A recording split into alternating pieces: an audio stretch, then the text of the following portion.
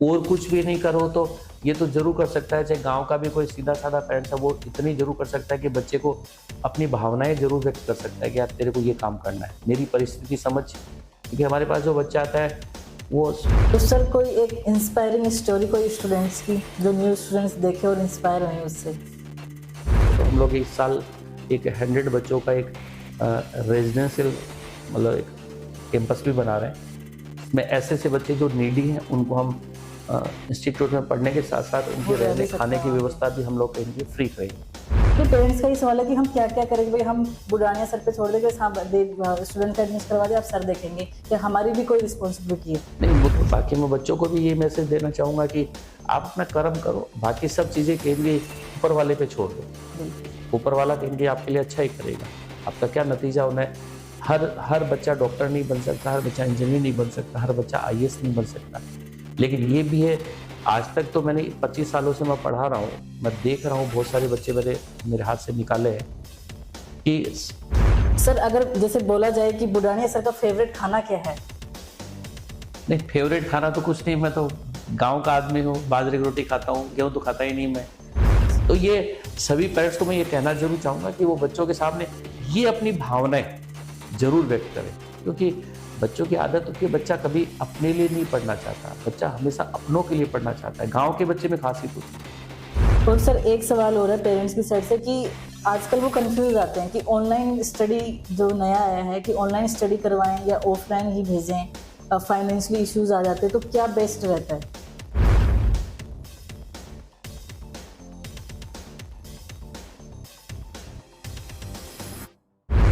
आज सभी को मेरा नमस्कार, मैं किरण अकेडमी चेक से। आप या आपका कोई रिलेटिव कंफ्यूज है बेस्ट स्कूल, कोचिंग, कॉलेज खोजने में, तो अभी जाइए अकेडमी चेक वेबसाइट पर और सर्च कीजिए अपनी पसंद की अकेडमी और उसके आसपास हॉस्टल एंड पीजी भी। अगर आप अकेडमी चेक के थ्रू एडमिशन लेते हैं तो आपको गारंटी डिस्काउंट मिलेगा, साथ ही उस इंस्टीट्यूट की जानकारी, रिफंड जानकारी भी आपको मिलेगी। तो जैसा कि हम लगातार आपको स्कूल, कोचिंग, कॉलेज का कैंपस टूर करवा रहे हैं, साथ में डायरेक्टर की जर्नी भी लेके आ रहे हैं, तो ऐसे ही आज हम आए हैं गुरु कृपा करियर इंस्टीट्यूट सीकर में, जहां हम कोचिंग का कैंपस टूर भी करेंगे, साथ में डायरेक्टर की जर्नी के बारे में भी जानेंगे। आज हम मिलने जा रहे हैं एक ऐसी शख्सियत से जिन्होंने शिक्षा के क्षेत्र में क्रांति ला दी है, जो एक सफल शिक्षक और मार्गदर्शक ही नहीं बल्कि लाखों स्टूडेंट्स का भविष्य संवारने वाली इंस्टीट्यूशन गुरु कृपा करियर इंस्टीट्यूट के डायरेक्टर भी हैं। मैं बात कर रही हूँ गुरु कृपा करियर इंस्टीट्यूट के डायरेक्टर श्रीमान प्रदीप बुढ़ानिया सर की, जिन्होंने 2007 में गुरु कृपा करियर इंस्टीट्यूट की नींव रखी और इसे राजस्थान ही नहीं बल्कि पूरे देश की बेस्ट नीट एंड जेईई की तैयारी के लिए बेस्ट कोचिंग बनाया है। तो चलिए बिना किसी देरी के सर से मिलते हैं और जानते हैं उनके सफर के बारे में, साथ ही गुरु कृपा की सफलता के बारे में और भविष्य में उनके विजन के बारे में।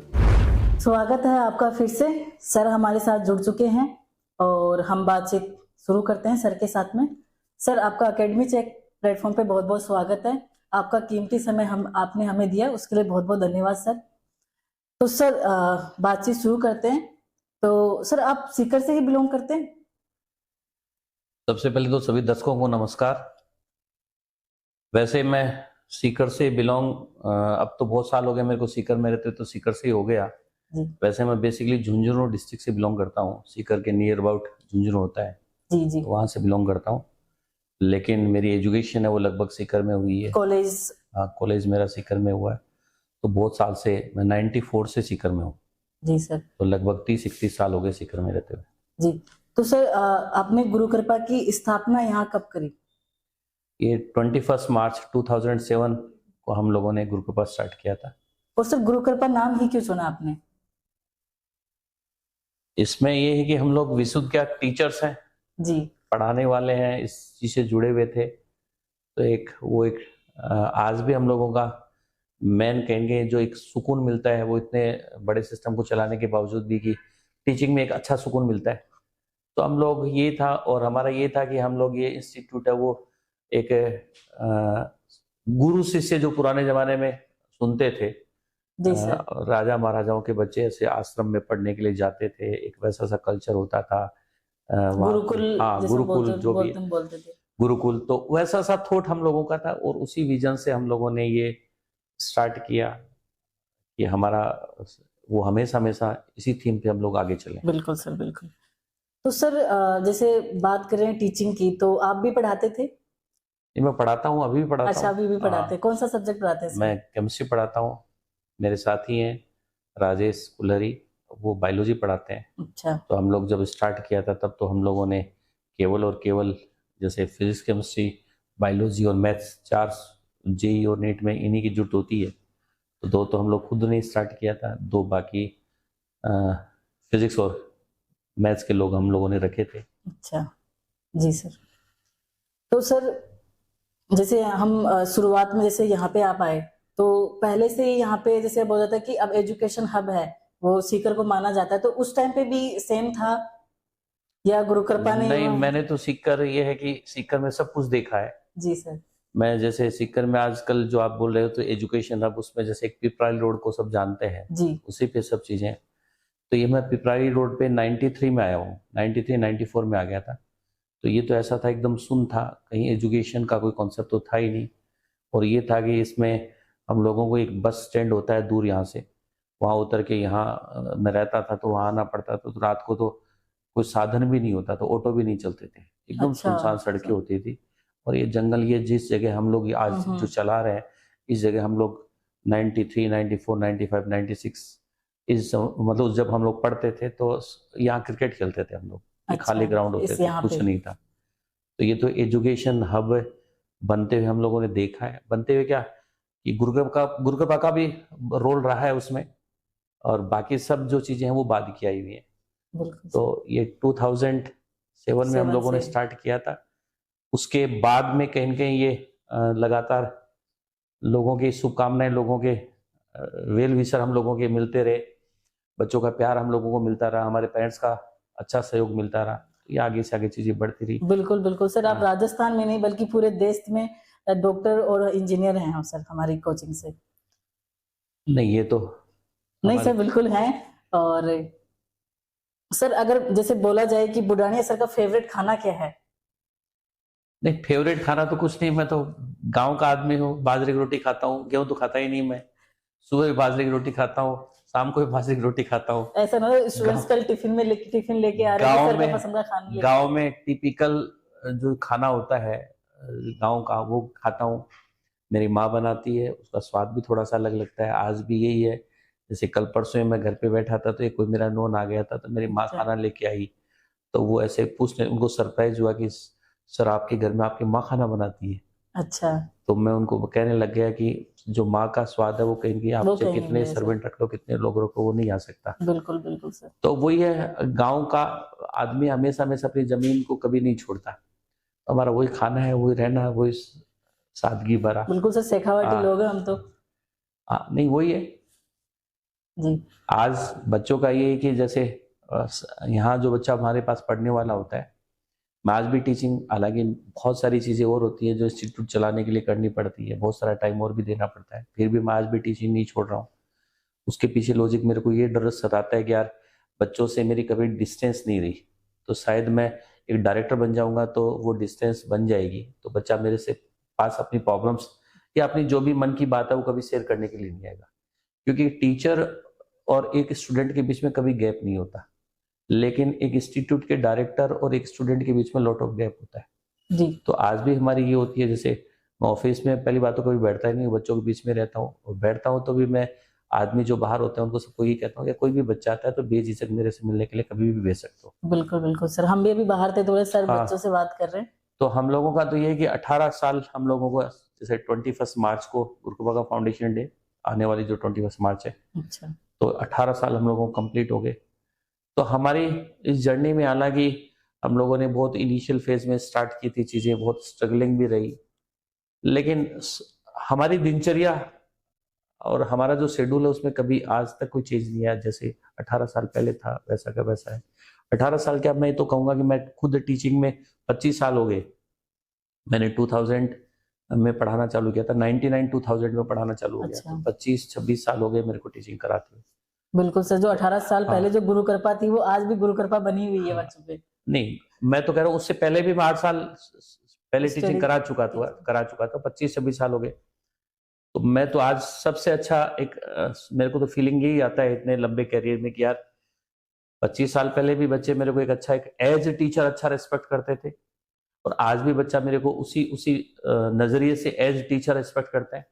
तो मैं तो मेरी जो सबसे बड़ी कमाई मानता हूँ 25 सालों में वो यही मानता हूँ कि यार मैं टीचर था और आज भी मैं टीचर हूँ और बच्चा मेरे वही इज्जत करता है जो 25 साल पहले कर रहा था।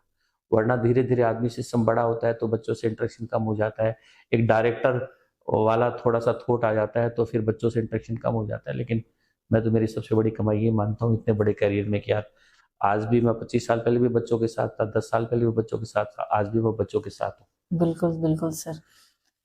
और सर अब हम बात करते हैं कैंपस के बारे में, तो हमारे टोटल कितने कैंपस हैं?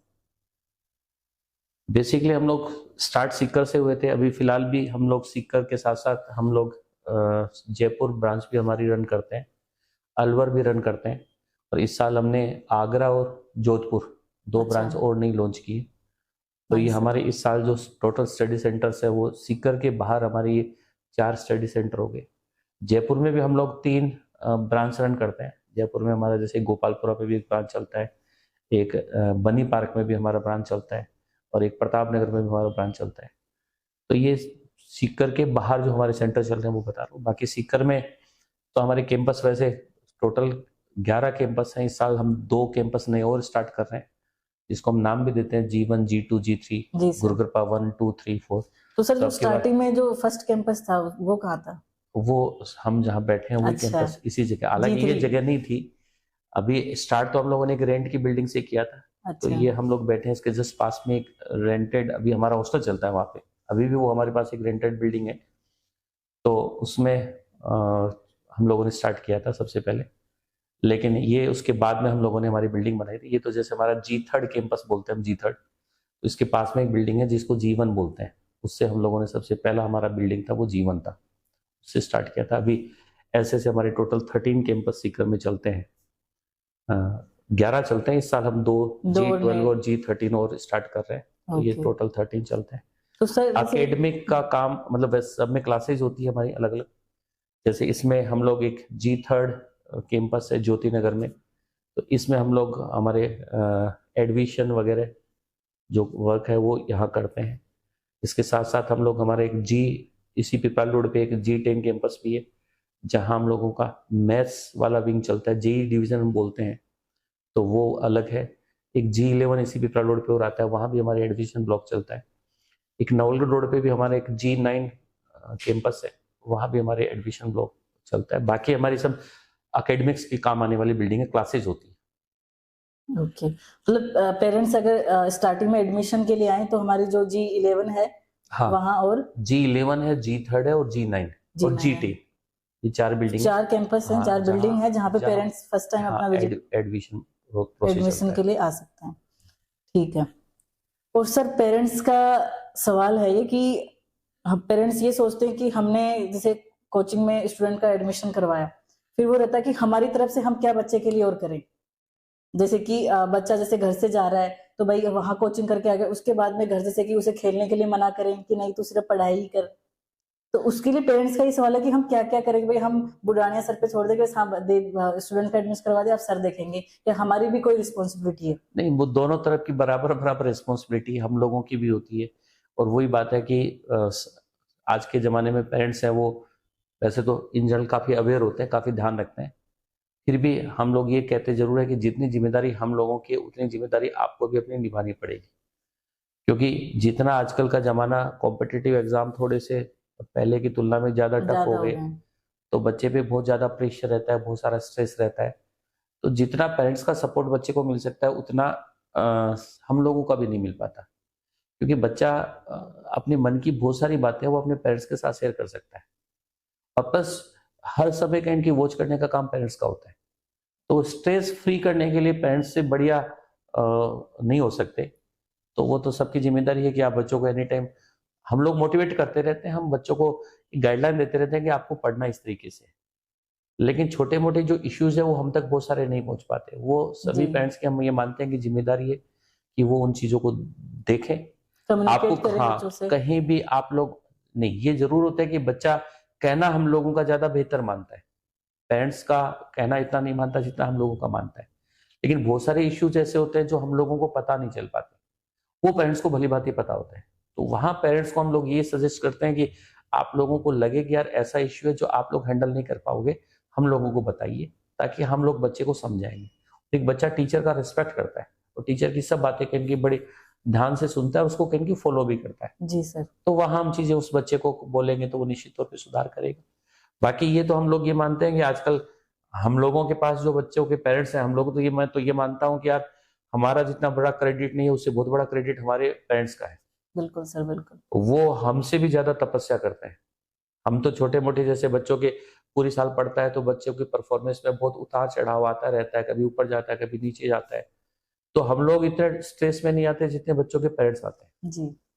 तो हम लोगों का तो एक ऐसा ही एनालिसिस है कि यार हालांकि हम लोग जिस जमाने में पढ़ते थे उस जमाने में पेरेंट्स को अता पता नहीं होता था कि बच्चा क्या कर रहा है, लेकिन आजकल के बच्चों के पेरेंट्स को देखकर हम लोगों को लगता है कि यार बहुत पेरेंट्स अवेयर हैं और हम तो ये मानते हैं कि बच्चों की सफलता में बहुत बड़ा रोल है वो कहेंगे पेरेंट्स का है।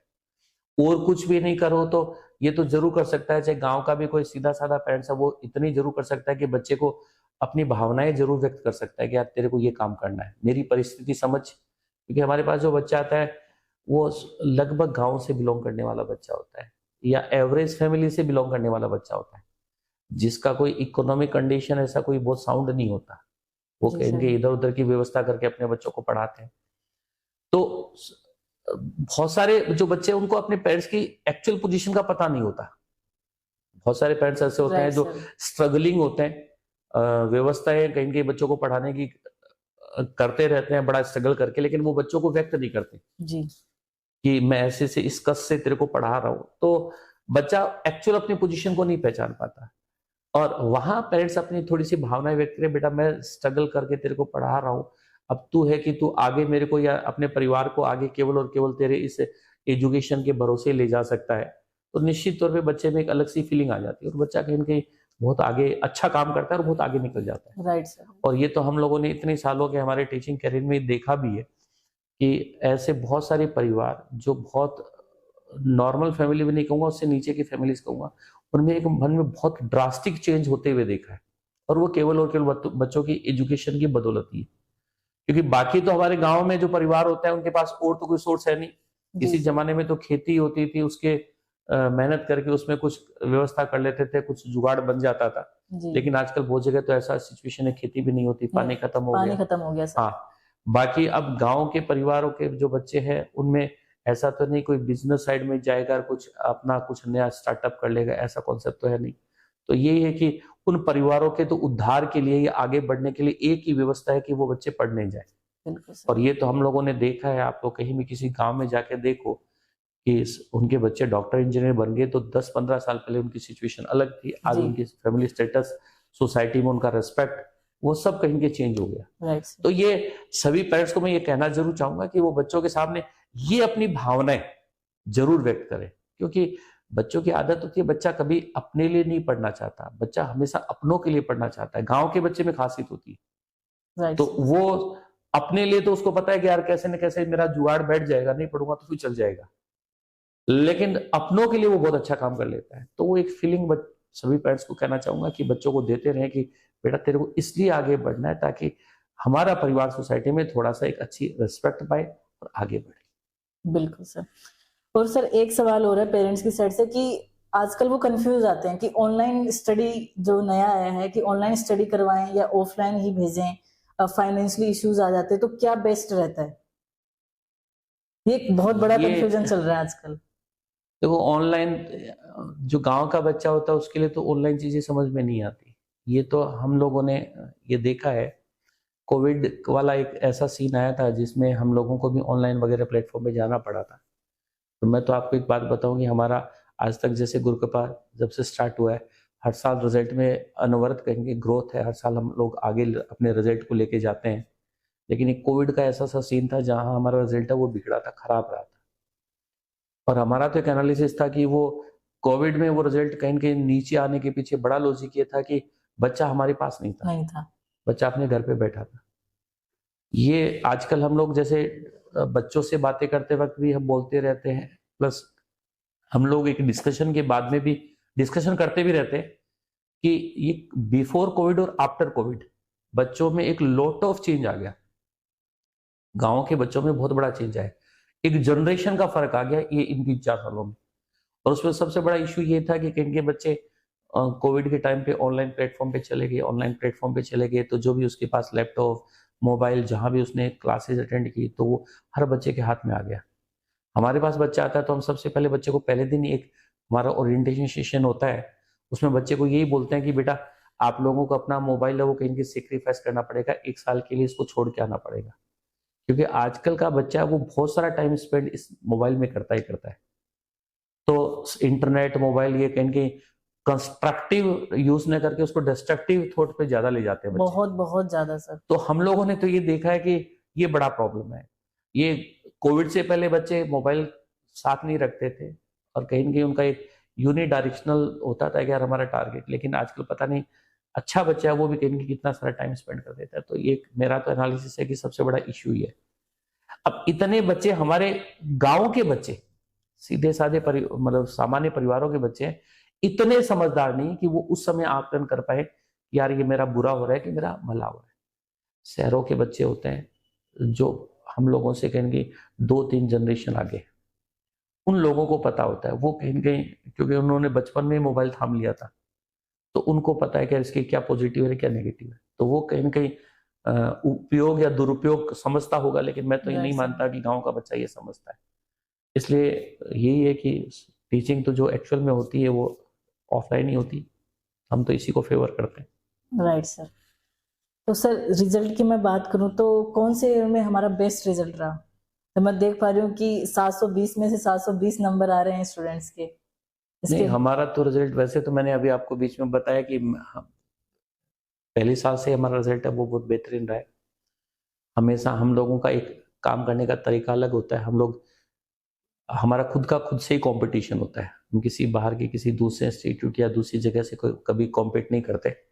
हमारा ये होता है कि हमारी लास्ट ईयर की जो परफॉर्मेंस थी उसको कहेंगे हम लोग इम्प्रूव करें जी। और ये लगातार हम लोगों का रिजल्ट है वो लगातार इम्प्रूव रहा। मैंने बीच में बताया कि कोविड का एक ऐसा दौर आया था 2020 जहां हमारा रिजल्ट है वो उम्मीद से कहीं के नीचे आया और उसके पीछे बड़ा लॉजिक मैंने बता दिया। बच्चे हमारे पास नहीं थे, घर चले गए थे। तो बाकी हमेशा अच्छा परफॉर्मेंस रहा है, लगातार हम लोग बहुत अच्छा काम कर रहे हैं। पहली साल जब गुरु के पास स्टार्ट की थी तो उस साल भी हमारा एक अनएक्सपेक्टेड रिजल्ट था। जैसे पहली साल हम लोगों ने किए थे तो छोटी सी बिल्डिंग में, किराए की बिल्डिंग में 300-350 बच्चे हम लोग पढ़ाते थे। उस साल भी हम लोगों ने यहाँ 85 बच्चे डॉक्टर्स बनाए थे। 350 बच्चों में से 85 बच्चे डॉक्टर बनाए थे। उस साल हमारा ये था कि राजस्थान पीएमटी होता था, स्टेट पीएमटी होता था, तो उसमें गर्ल्स की टॉपर बच्ची हमारी थी, बॉयज का टॉपर बच्चा भी हमारा था। तो पहली साल का रिजल्ट भी बहुत अच्छा था। अभी अपन लास्ट इस साल के रिजल्ट की बात करें 2024 का हमारा रिजल्ट है वो भी हमारा बहुत बेहतरीन रिजल्ट था। जैसे 720 आउट ऑफ 720 मार्क्स भी बच्चे के नीट में आए जो ऑल इंडिया फर्स्ट रैंकर भी है। और बाकी बहुत सारे बच्चे जैसे लगभग 2430 बच्चे इस साल हमारे गवर्नमेंट मेडिकल कॉलेज में देश के अलग अलग कोनों में गए हैं। तो वो भी एक बहुत बड़ा अचीवमेंट है। आज के दिन ये स्थिति है। वैसे तो सीकर एक छोटी सी जगह है, मैं तो सीकर को शहर भी नहीं मानता, एक बड़ा सा गांव मानता हूँ। लेकिन आज ये है कि देश के किसी भी कोने में किसी भी मेडिकल कॉलेज में जाके देखोगे तो हर जगह गुरु कृपा का बच्चा आपको मिलेगा। जितने भी ऑल इंडिया में हर स्टेट की मेडिकल कॉलेज है लगभग 9 से 10% इनटेक है केवल और केवल गुरु कृपा के बच्चों का है। तो ये बहुत बड़ा अचीवमेंट है। राजस्थान में जितने भी मेडिकल कॉलेज राजस्थान में है उसमें लगभग 30% इनटेक आज के दिन गुरु कृपा के बच्चों का है।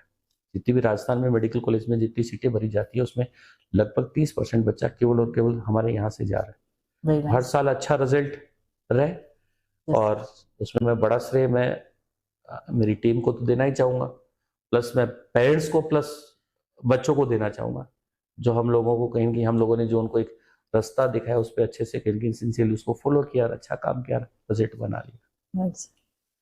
नीट में यहाँ ये ऐसा है कि यहाँ नीट का थोड़ा सा माहौल ज्यादा है इस एरिया में, क्योंकि आपको तो पता होगा गांव में पुराने जमाने में जैसे एक बार भेड़ चाल का काम ज्यादा होता है। 90s में ऐसा होता था कि नौकरी का मतलब फौजी मानते थे, फौज में जाना नौकरी होता था। तो यहाँ आपको पता है कि सबसे ज्यादा जो आज के दिन जो फौजी है वो शेखावटी या शेखावटी से एडजेसेंट आप हरियाणा का एरिया देखो या शेखावटी से जुड़ा हुआ जयपुर का ग्रामीण वगैरह का एरिया देखो, सबसे ज्यादा आर्मी में यहाँ के लोग मिलेंगे। क्योंकि 90s में ऐसा था कि नौकरी का मतलब फौजी होता था, तो वो लोग वहां जाने लगे। उसके बाद में कहीं न कहीं वो लोग जब थोड़े से पढ़ लिए तो नेक्स्ट जनरेशन आई, तो उनके दिमाग में आया इसके अलावा भी कोई ऑप्शन ढूंढा जाए। तो ज्यादा इधर उधर के ऑप्शन पता नहीं थे। फिर एक टीचर, जो सरकारी Government teacher। अध्यापक होते हैं, वो एक ट्रेंड आया। तो आप आज भी देखो कि इस एरिया में सबसे ज्यादा टीचर्स आपको इसी एरिया से मिलेंगे आज के दिन। बिल्कुल। फिर वो जो अगली जनरेशन आई जो टीचर वाली थी, उन्होंने अपने बच्चों को कहीं एक नया रास्ता दिखाया। और आजकल सब कहीं गांव में जाओगे तो सबके दिमाग में एक बड़ा एक छाप कहीं डॉक्टर का होता है। तो यही है कि आज के दिन सबसे ज्यादा जो डॉक्टर्स बन रहे हैं वो इस एरिया से बन रहे हैं। तो यहाँ मेडिकल की प्रिपरेशन करने वाला बच्चा ज्यादा होता है। बिल्कुल बिल्कुल सर, इवन मेरे खुद हाँ। के 3 कजन हैं हाँ। जो डॉक्टर हैं और वो गुरु कृपा से ही हैं। तो ये बहुत ही प्राउड की बात है। हाँ, तो अभी अब इंजीनियरिंग का यहाँ कम रहा, फिर भी इंजीनियरिंग में भी हम लोग अच्छा काम कर रहे हैं। हमने एक अलग हमारा कैंपस भी बना रखा है जिसमें इसको हम जेई डिवीजन बोलते हैं। इसमें भी अच्छे रिजल्ट हम प्रोड्यूस कर रहे हैं और आगे और अच्छा करेंगे, इसमें भी करने का है। Yes sir. तो सर कोई एक इंस्पायरिंग स्टोरी कोई स्टूडेंट्स की जो न्यू स्टूडेंट्स देखे और इंस्पायर हुए उससे? ये तो हमारे तो हर साल ऐसा तो कोई वाकया आता नहीं, जैसे मैंने बताया अभी। जैसे कि आपको लगे कि ये नहीं, ये स्टूडेंट्स तो नहीं क्रैक कर सकता नीट, और उसने क्रैक करी बिल्कुल मेहनत करके। नहीं, ऐसे बहुत सारे बच्चे होते हैं जो हर साल ऐसे होते हैं कि जिनका एकेडमिक बैकग्राउंड बहुत अच्छा नहीं होता, फिर भी वो बहुत अच्छा सा कहेंगे रिजल्ट बना देते हैं। जैसे मैं एक तो सबसे पहले बताया, मैंने अभी बताया था कि गुरुकृपा 2007-8 का पहला रिजल्ट आया था। तो उस साल हमारे एक मुकेश कुमार उलानिया था, वो सीकर के पास के गांव का है। तो वो अखबार में जैसे उसका एक इंटरव्यू छपा था, गुदड़ी का लाल ने किया कमाल। तो हमने विज्ञापन नहीं दिया था, वो अखबार में उसकी एक लाइन छपी थी, उसका इंटरव्यू छपा था इस तरह से। तो एक बहुत नॉर्मल से परिवार का बच्चा था, बहुत अच्छा, ऐसा नहीं कि उसका कोई बहुत बड़ा एकेडमिक बैकग्राउंड था। लगभग फर्स्ट डिवीजन 60% के आसपास का बच्चा था और वो अपनी मेहनत के बदौलत कहीं कहीं उस साल राजस्थान पीएमटी में फर्स्ट रैंकर था। आज वो जैसे एसएमएस में ऑन्को सर्जन, एसोसिएट प्रोफेसर बन चुका है सर, मतलब कैंसर स्पेशलिस्ट है वो। अच्छा, बहुत अच्छा कर लिया उसने। Nice sir. तो बच्चा ऐसा था कि बहुत नॉर्मल से परिवार का बच्चा था, वो हमारे पास रहता था। तो मैंने तो उसको कभी मतलब स्लीपर पूरी साल जब वो क्लास में आया या जहां भी मैंने देखा उसके एक ही पैंट रखता था, एक ही शर्ट होता था, एक ही स्लीपर थी उसके पास, स्लीपर जो गांव में सीधी सी चप्पल पहनते हैं वो पहनता था। मैंने उसको कभी उसके अलावा उस ड्रेस कोड के अलावा कभी उसका ड्रेस कोड नहीं देखा। बहुत कम बोलता था। तो वो आज भी हम लोगों के दिमाग में उसकी इमेज आज भी अलग सी है। जब भी वो मिलता है तो हमें वो पुराना वाकया हमेशा याद आता है। उसको बताते भी यार, आज भी हम उसको कहते हैं मुकेश तेरे में कोई चेंज नहीं हुआ। हालांकि वो मैंने कहा ना बहुत बड़ा सर्जन बन गया, बहुत अच्छा काम कर रहा है, फिर भी उसमें भी कोई चेंज नहीं हुआ। तो वो एक नॉर्मल से परिवार का बच्चा हमारा पहले साल में ही फर्स्ट रैंकर बना था। 2009 में हमारा एक बच्चा था, जैसे एक मेडिकल में एक डेली एम्स जाना एक बच्चों का एक ड्रीम होता है, बहुत बड़ा सपना होता है। आजकल तो फिर भी क्या डेली एम्स में नंबर ऑफ सीट्स हैं वो थोड़ी ज़्यादा होगी, मतलब 125 सीट्स हैं, लेकिन कोई ज़माना ऐसा होता था जिसमें केवल 50 सीट ही होती थी। तो इस एरिया में कभी कोई दिल्ली एम्स की कोई बच्चा सोचता भी नहीं था।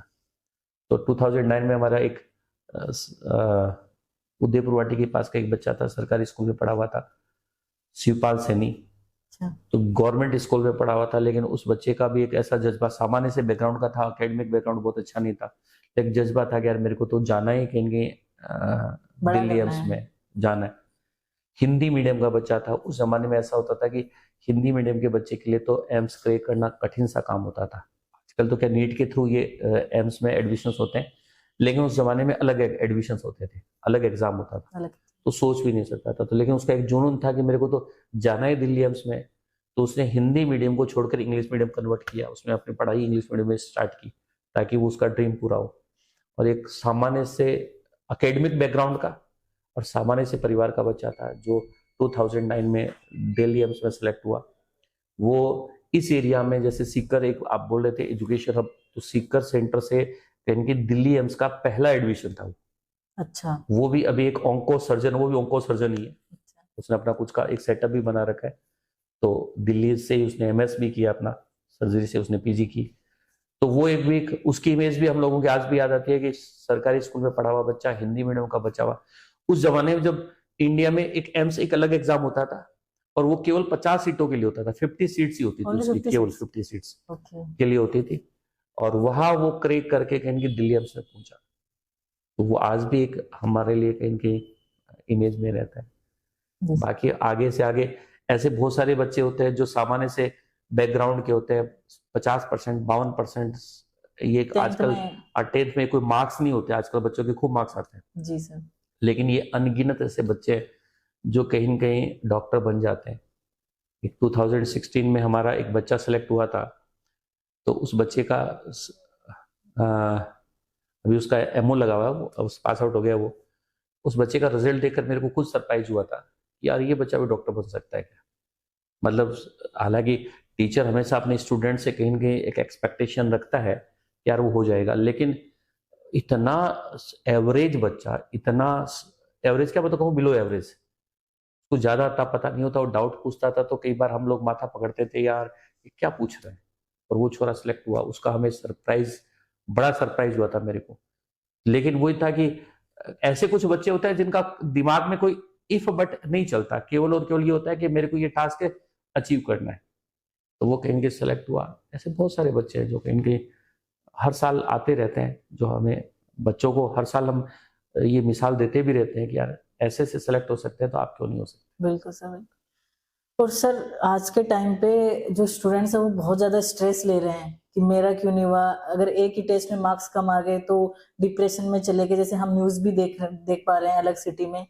तो इसमें गुरु कृपा में स्पेशली स्टूडेंट्स के लिए मानसिक जो वो सोच रहे हैं उसके लिए कुछ स्पेशल प्रोग्राम हो रहे हैं? नहीं, मैंने अभी कहा, हम लोगों का पहले दिन से एक मिशन ये होता है, हम लोग बच्चों से मिलते रहते हैं, टाइम टू टाइम हम लोग बच्चों के सेशन करते रहते हैं। तो उसमें यही चीजें हम डिस्कस करते रहते हैं। हमारी पूरी एक मेंटोर्स की बहुत बड़ी टीम जिसमें लगभग 50-60 लोग हैं जो केवल और केवल बच्चों की केयरिंग का काम करते हैं। तो वो बच्चों की हर तरह की प्रॉब्लम्स, बच्चा कहाँ कोई डिप्रेशन का तो शिकार नहीं है, ये पूरा का पूरा नोट डाउन करता रहता है, उस पर काम करते रहते हैं। प्लस हम बच्चों को भी, पेरेंट्स को भी पहले दिन से ये मैसेज देते रहते हैं कि कहीं भी आपको इस तरह का सा कुछ चीजें लगे, अब नॉर्मलिटी लगे तो हमें जरूर इन्फॉर्म करो। तो पेरेंट्स भी हम लोगों को बताते रहते हैं तो कि बच्चे से बात करके उसको रिलैक्स करें। बाकी गांव का आदमी ज्यादा, हमारे पास जो बच्चा आता है, जैसे स्ट्रेस विस्ट्रेस बड़े जगह के बच्चों में कहीं ज्यादा पाई जाती है बीमारियां, गांव का बच्चा ज्यादा कुछ सोचता नहीं है, क्योंकि हम लोग तो ऐसा सा परिवारों से निकले हुए हैं जहां जैसे ये तो एक टेस्ट में नंबर कम आ गए, एक साल मान ले फेल्योर हो गया, पास नहीं हुआ, तो वो तो नॉर्मल सी चीजें। हम तो ऐसे ऐसे परिवारों से हैं, खेती पे बेस, हमारा जनरेशन तो ऐसी रही है जो खेती पे आधारित थी, और 1 साल अकाल पड़ गया, 2 साल अकाल पड़ गया, 3 साल अकाल पड़ गया, 4-4, 5-5 साल अकाल पड़ा है, फिर भी हम आशावादी थे कि यार इस साल जमाना होगा, खेती होगी, अच्छी होगी, वापस कहीं अपन ट्रैक पे आएंगे। तो हमारे तो जनरेशन कहीं की वो ऐसे से निकली हुई है, तो वो जीन कहीं के बच्चों में भी ट्रांसफर है। तो यहाँ का बच्चा बाकी जगहों की तुलना में थोड़ा सा मानसिक तौर पे ज्यादा स्ट्रॉन्ग होता है, तो इतनी छोटी मोटी टेंशन नहीं करता। बाकी मैं बच्चों को भी ये मैसेज देना चाहूंगा कि आप अपना कर्म करो, बाकी सब चीजें कहेंगे ऊपर वाले पे छोड़ दो। बिल्कुल, ऊपर वाला कहेंगे आपके लिए अच्छा ही करेगा, आपका क्या नतीजा होना है। हर बच्चा डॉक्टर नहीं बन सकता, हर बच्चा इंजीनियर नहीं बन सकता, हर बच्चा आईएएस नहीं बन सकता, लेकिन ये भी है, आज तक तो मैंने 25 सालों से मैं पढ़ा रहा हूँ, मैं देख रहा हूँ बहुत सारे बच्चे मेरे हाथ से निकाले हैं कि जो बच्चा सिंसियरिटी से कहीं काम करने गया, वो आज अपनी लाइफ में फेल्यूर कोई नहीं है। भले ही वो डॉक्टर बनना चाह रहा था, डॉक्टर नहीं बना, लेकिन उसने कहीं अपनी डायरेक्शन चेंज की, दूसरी फील्ड में जाके आज वो अच्छा सेटल्ड है। तो आप काम करोगे तो निश्चित तौर पे ये है कि कभी आपको फेल्यूर नहीं मिलेगा। तो इसी सोच से बच्चों को भी मैं मैसेज देना चाहूंगा कि आप तो मस्त रहो, व्यस्त रहो, काम करते रहो, निश्चित तौर पे आपको सफलता मिलेगी। और सर जो स्टूडेंट्स आर्थिक स्थिति जिनकी कमजोर है, तो उनके लिए स्कॉलरशिप एग्जाम या कुछ स्कॉलरशिप प्रोग्राम है उनके लिए? ये तो स्कॉलरशिप प्रोग्राम वगैरह तो हम लोग चलाते हैं, ये तो सभी इंस्टीट्यूट करते ही करते हैं।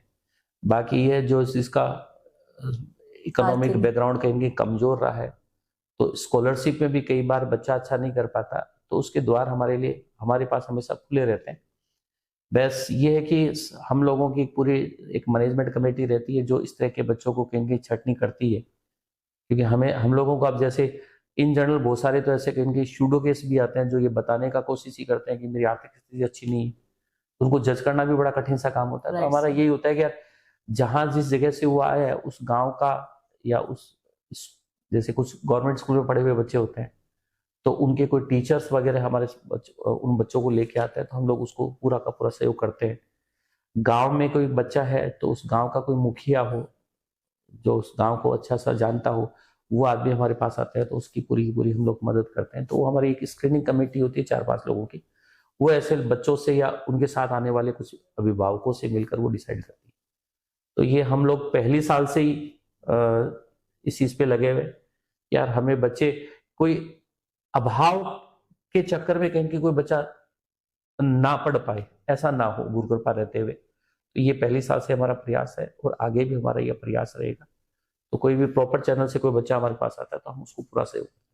Okay sir. इस साल से तो हम लोग एक बच्चों के लिए, जैसे पहले ये था कि हम इंस्टीट्यूट की फीस वगैरह हम लोग कहेंगे उसको सहयोग कर देते थे, लेकिन यहाँ बच्चों का एक रहने की व्यवस्था में भी आजकल बड़ा मतलब महंगा काम हो गया, तो वो बच्चे भी कहेंगे बड़ा स्ट्रगल करते थे। तो हम लोग इस साल एक 100 बच्चों का एक रेजिडेंशियल मतलब एक कैंपस भी बना रहे हैं, जिसमें ऐसे ऐसे बच्चे जो नीडी हैं उनको हम इंस्टीट्यूट में पढ़ने के साथ साथ उनके वो रह भी रहने सकते खाने हैं की वहाँ पे। व्यवस्था भी हम लोग कहेंगे फ्री करेंगे। ओके। सर गुरु कृपा में स्टूडेंट्स को स्टडी के अलावा अदर करिकुलम एक्टिविटी भी करवाई जाती है जिससे उनका संपूर्ण विकास हो सके। जैसे मैंने देखा एक साइंस एग्जीबिशन भी लगा हुआ था हमारा। नहीं, इतनी बहुत ज्यादा तो पॉसिबल नहीं हो पाती हम लोगों के लिए, क्योंकि शहर में हम लोग इंस्टीट्यूट चलाते हैं और बच्चों के लिए ऐसे इन जनरल इतने सारे बच्चों के लिए बैठाने के लिए व्यवस्था ही नहीं होती। तो अदर करिकुलर एक्टिविटीज के लिए हम लोगों के पास इतना स्पेस नहीं होता, लेकिन टाइम टू टाइम हम लोग बच्चों के कुछ सेशंस कराते रहते हैं। योगा वोगा के सेशन हम कराते रहते हैं, जैसे आपने कहा साइंस एग्जीबिशन है वो हमने कराई। कुछ अच्छे मोटिवेशनल लोग स्पीकर वगैरह कुछ लोग हम लोग बुलाते रहते हैं, तो उनके सेशंस हम लोग कराते रहते हैं। बाकी हम लोगों के हमारे मेंटर्स टीम के सेशन है वो लगातार होते रहते हैं। बच्चे का हर 15 दिन के बाद में हम लोगों का एक सेशन होता रहता है, तो बच्चों को वही है कुछ इंस्पिरेशनल कोट बताकर हम लोग कहीं मोटिवेट करते रहते हैं ताकि बच्चों का स्ट्रेस भी रिड्यूस हो। म्यूजिकल थेरेपी का हमारे कॉन्सेप्ट होता है, हम लोग बच्चे का 1 महीने में बच्चों के लिए हम एक इवनिंग में 3 घंटे का एक म्यूजिकल थेरेपी का कार्यक्रम रखते हैं, जिसमें थोड़ा सा कुछ गाने वाने हो जाते हैं, बच्चे थोड़ा सा डांस वांस कर लेते हैं, गाने वाने थोड़ा सा रिलैक्स हो जाते हैं, स्ट्रेस फ्री हो जाते हैं। तो ये कार्यक्रम हम लोगों के रेगुलर चलते रहते हैं। स्पोर्ट्स एक्टिविटी वगैरह ये सीकर में कराना हम लोगों के लिए इम्पॉसिबल सा काम होता है, तो वो चीजें तो बच्चे करना भी नहीं चाहते और हम लोग करवा भी नहीं पाते। सर भविष्य में गुरु कृपा का विजन क्या है? बस हमारा विजन वैसे ज्यादा मैं फ्यूचर में नहीं सोचता मैं ज्यादा प्रेजेंट में रहना पसंद करता हूँ, मैं ज्यादा लंबी कुछ सोचता भी नहीं हूँ। बस मेरा तो विजन यही है, गुरु कृपा का विजन यही है कि हम लोग जैसे 2007 में जिस सोच को लेकर हम लोगों ने स्टार्ट किया था, हमारा ये था कि यार बच्चों को एक अच्छी सुविधा कहेंगे अपने लोकल लेवल पे मिले। ये पहले ये था कि जब हम लोगों ने स्टार्ट किया था उस समय कहेंगे एक कोटा बड़ा ब्रांड होता था, कोटा बच्चा कोटा जाना मतलब डॉक्टर या इंजीनियर बनने के लिए आपको कोटा जाना होता जी सर। लेकिन गांव के बच्चे के लिए कोटा जाना बड़ा कठिन सा काम था, खासतौर पे गर्ल्स के लिए तो और भी कठिन काम था। जी जी। क्योंकि उस जमाने के पेरेंट्स वो इतने मैच्योर नहीं होते थे कि अपनी बच्ची को कहीं कहीं वहां भेज पाए। तो गर्ल्स इस एरिया में गर्ल्स का डॉक्टर बनना, इंजीनियर बनना बहुत कठिन सा टास्क था। लेकिन जब से हम लोगों ने स्टार्ट किया तो आप हमारा रिजल्ट उठा के देखो तो लगभग 50% आज के दिन गर्ल्स हैं वो कहीं डॉक्टर बन रही है। Right sir. तो गांव के सीधे मतलब सामान्य से परिवारों की बच्चियां कहीं इतनी सारी सिलेक्ट होगी। तो हमारा विजन ये है कि यार हम लोग जिस सोच को लेकर काम करना स्टार्ट किया था उसी सोच को लेकर आगे भी हम काम करना जारी रखें, हमारी सोच डेविएट ना हो। तो पहले दिन से हमारा यही मोटो है। बाकी आगे कहेंगे हम लोगों को अब लोकल जैसे गांव में स्कूल एजुकेशन का हम लोगों ने देखा कि थोड़ा सा अभाव रहता है, तो हम लोग आजकल ये भी है कि ग्रामीण एरियाज में हम लोग कहेंगे हमारी स्कूल यूनिट भी स्थापित कर रहे हैं। जैसे अभी हम लोग सीकर के नियर अबाउट एक झुंझुनू में मेरा नेटिव प्लेस भी है, गोड़ीवारा कला मेरा गांव है। वहाँ पे हमारा एक स्कूल भी चलता है, सीबीएसई स्कूल चलता है, जीपीएस गोड़ीवारा। अच्छा। जयपुर रोड पे भी एक रिंगस में एक हमारा स्कूल चलता है, जीपीएस बावड़ी। इधर सालास रोड पे भी एक स्कूल चलता है। तो आगे हमारा ये मिशन भी है कि हम लोग छोटे छोटे जो गांव हैं वहाँ कहीं ना कहीं स्कूल यूनिट हमारी एस्टेब्लिश करें। तो ये भी हमारा एक सोच है। यस बाकी आगे ज़्यादा लंबा हम लोग सोचते नहीं है। जो भी अच्छा काम करेंगे तो निश्चित तौर पे आगे चीज़ें बढ़ती जाएंगी। बिल्कुल sir. Thank you so much sir, आपने हमें इतना टाइम दिया। Thank you. नमस्कार। ये सबसे पहले तो मैं अकेडमी चेक की पूरी टीम को धन्यवाद देना चाहूँगा कि उन्होंने कहीं के अपना टाइम देकर हमारे कैंपस को विजिट किया, बच्चों से बातें की, हम लोगों से बातें की, हमारा मैसेज आप लोगों तक पहुंचाया। एक ऐसा प्लेटफॉर्म है जो कहीं के बच्चों के लिए काम कर रहा है। तो हम लोगों का और इनका कहीं के एक ही टारगेट, एक ही ध्येय है। तो ये बच्चों की मदद करता है, बच्चों के पास प्रॉपर मैसेज कन्वे करता है कि आप लोगों को किस डायरेक्शन में जाना है और वहाँ आपको प्रिपरेशन के लिए कैसे कैसे अच्छे अच्छे प्लेटफॉर्म्स मिल सकते हैं, और उनकी पूरी इंफॉर्मेशन आप लोगों को प्रोवाइड करता है।